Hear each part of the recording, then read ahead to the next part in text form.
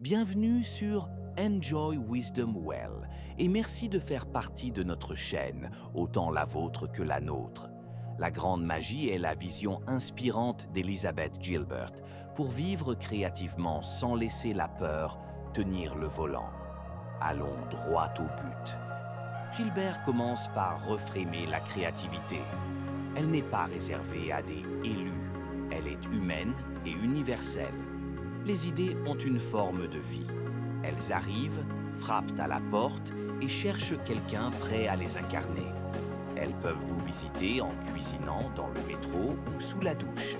Si vous êtes ouvert, curieux et prêt à travailler, une idée peut vous choisir. Si vous l'ignorez, elle file ailleurs. Le plus grand obstacle, c'est la peur. Elle ne disparaît pas, elle est câblée pour notre survie, mais elle ne doit pas conduire. Rappelez-vous la métaphore du road trip. La peur peut monter en voiture, mais elle ne touche ni au volant, ni à la carte, ni à la radio. Le courage, ce n'est pas l'absence de peur, c'est avancer malgré sa présence. Elle démonte aussi le mythe de l'artiste souffrant. La souffrance constante n'est pas un prérequis à l'art. Injectez du jeu, de la légèreté et de la curiosité dans votre processus. La pression étouffe la créativité plus vite que l'échec. Autorisez le plaisir et l'humour. Autre thème clé, la permission. Beaucoup attendent une validation externe, d'un prof, d'un éditeur, d'un public. Gilbert est catégorique. Personne ne viendra vous l'accorder. Prenez-la vous-même. Le monde n'exige pas la perfection. Il veut votre contribution, imparfaite mais vivante.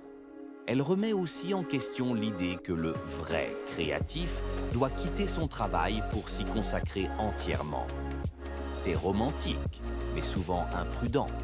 Elle-même a gardé d'autres emplois pour éviter que la panique financière n'asphyxie l'écriture. La stabilité n'est pas l'ennemi.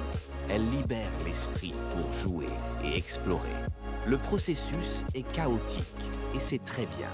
Certaines idées arrivent, se complètent, d'autres germent lentement, d'autres mutent ou meurent. Ce n'est pas un échec, c'est le cycle naturel. Chaque tentative enseigne. Le progrès se mesure à la constance, pas à l'impeccabilité. Traitez la créativité comme une relation.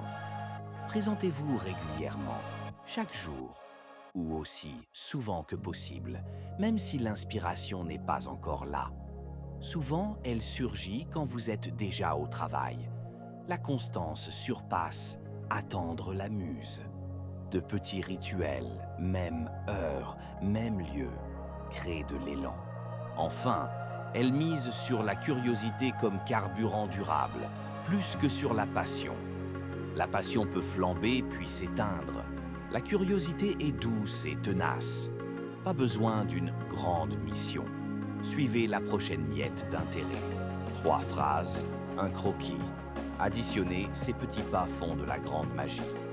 Si ce résumé vous a été utile, abonnez-vous et dites-moi en commentaire quel projet créatif avez-vous repoussé par peur et que se passerait-il si vous commenciez aujourd'hui? Pour creuser, lisez le livre. Et si vous voulez progresser ailleurs, regardez notre prochaine vidéo sur la chaîne Enjoy Wisdom Well. À très vite.